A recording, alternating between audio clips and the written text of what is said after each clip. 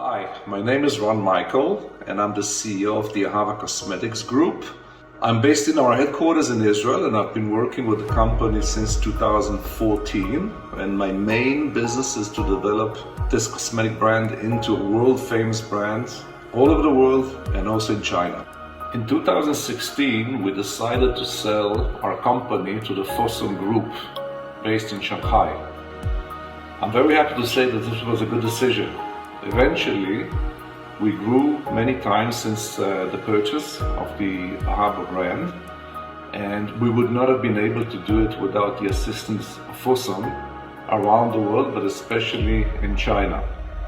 And I'm very, I would say, even honored to be part of the cosmetics products sold in China nowadays.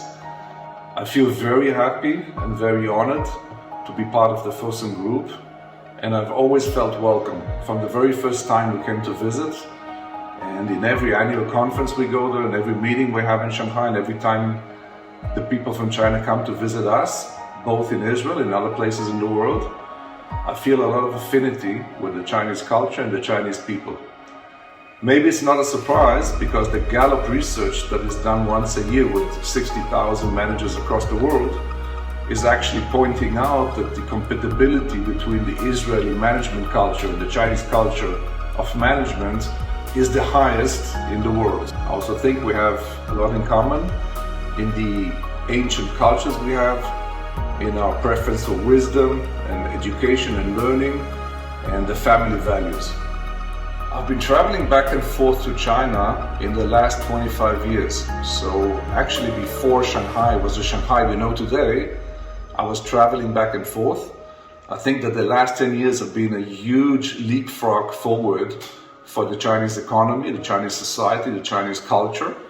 You know, as an anecdote, every time I come in the taxi from the airport, there's a certain building that I'm watching, and every time I come, which is every 2 months or so, I see an additional 10 stories added to the building, which I've never seen any other place in the world.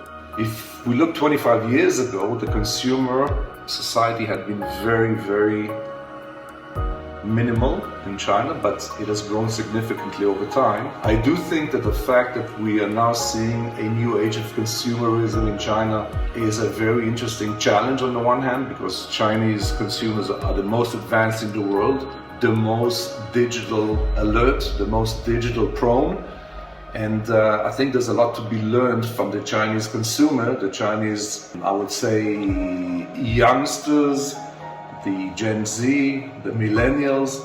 There's so much to learn, and we're actually learning a lot and doing a lot to copy that in some other countries in the world.